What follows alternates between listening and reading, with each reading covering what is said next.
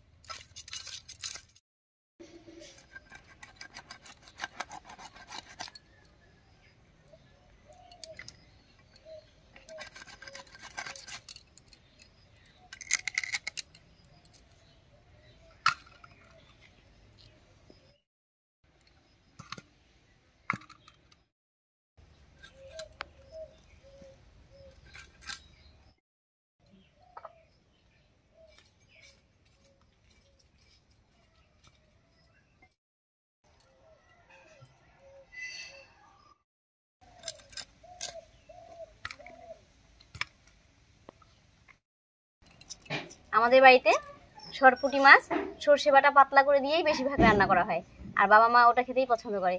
তো বাবা মা তো বাড়িতে নেই, মেয়ের বাড়ি গেছে, তাই ভাবলাম আজকে একটু অন্যরকম করে রান্না করি।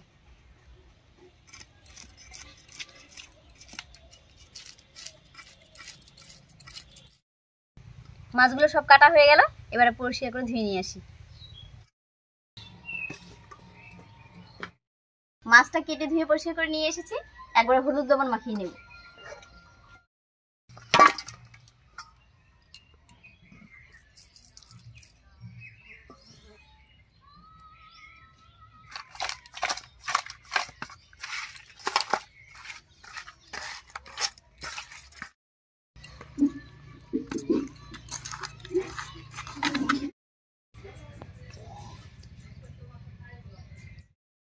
মাছগুলো মাখা হয়ে গেল, এবারে উনুনটা জ্বালিয়ে নেব।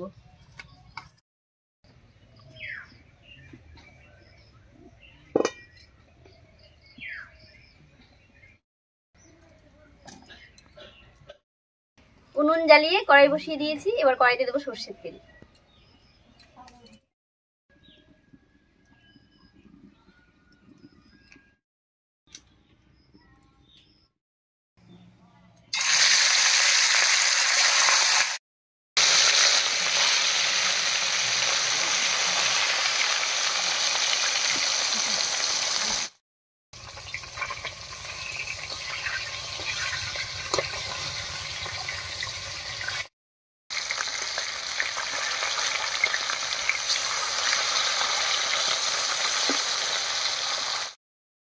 এই কটা মাছ ভাজা হয়ে গেছে, একবার নামিয়ে নিচ্ছি।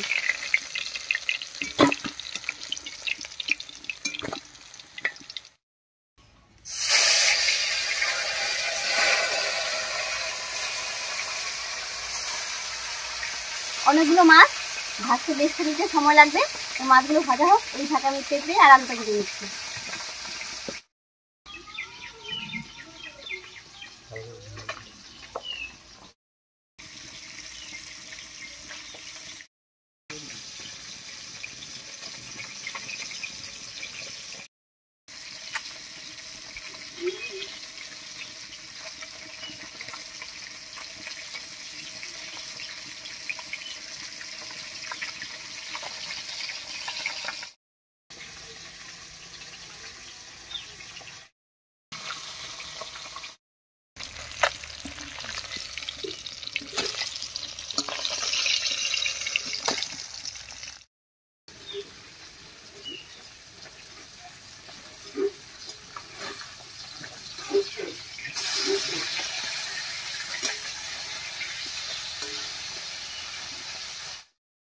পেঁপে আর আলুটাও কাটা হয়ে গেছে, আর এদিকে মাছগুলো সব ভাজা হয়ে গেছে। এবার মাছ ভাজার এই তেলের মধ্যেই পেঁপে আর আলুটা দিয়ে দেবো।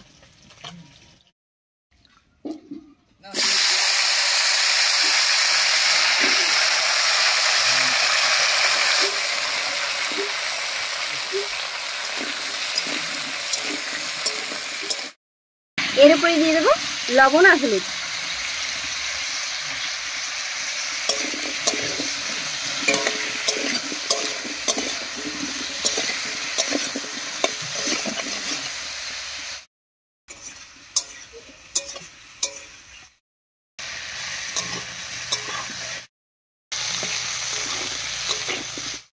পাঁচ 6 মিনিট মতো পেঁপে আর আলুটা রান্না করে নিয়েছি।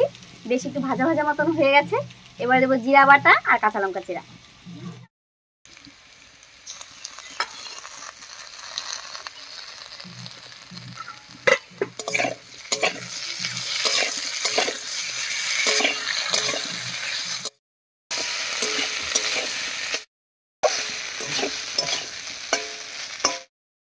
মশলাটা দিয়ে একটু রান্না করে নিয়েছি।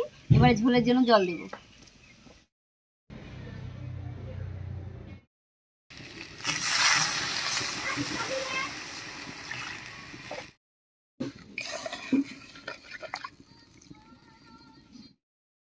এবারে ঢাকা দিয়ে পেঁপে আলু সিদ্ধ হওয়া পর্যন্ত রান্না করে নেব।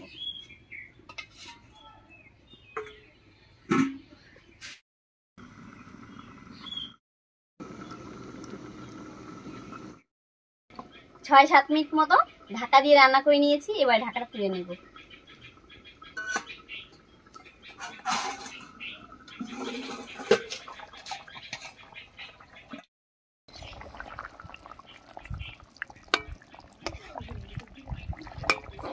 পেঁপে আলু দুটোই সেদ্ধ হয়ে গেছে।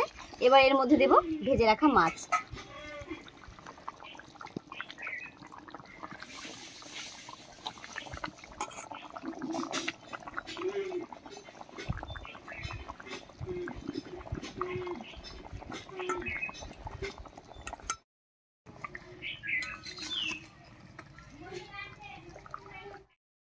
এই অবস্থায় আরো 2-3 মিনিট রান্না করে নামিয়ে ফোড়ন দেব।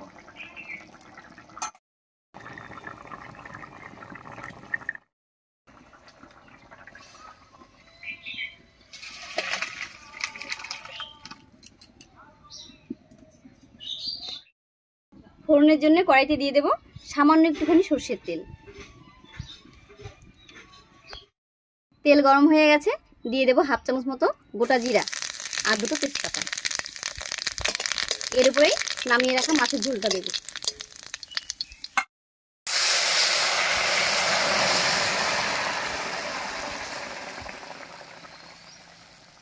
এবারে ঢাকা দিয়ে আরো 5 মিনিট রান্না করে নেব।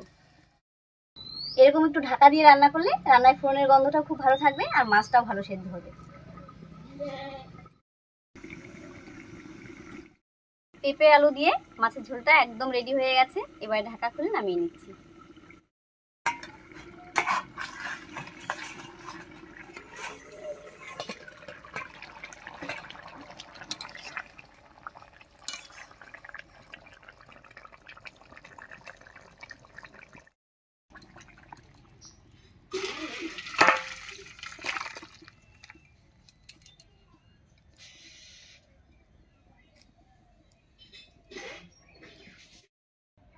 পেঁপে আলু দিয়ে মাছের এরকম পাতলা ঝোল খেতেও দারুণ লাগে আর এটা খুবই স্বাস্থ্যকর। যাই হোক, আজকের এই রেসিপি আপনাদের কেমন লাগলো অবশ্যই কমেন্টে জানাবেন। যদি ভালো লাগে একটা লাইক করে দেবেন এবং চ্যানেলটিকে সাবস্ক্রাইব করে এভাবেই আমাদের পাশে থাকবেন। আজ এই পর্যন্তই, আবার কাল দেখা হচ্ছে নতুন কোনো রেসিপি নিয়ে।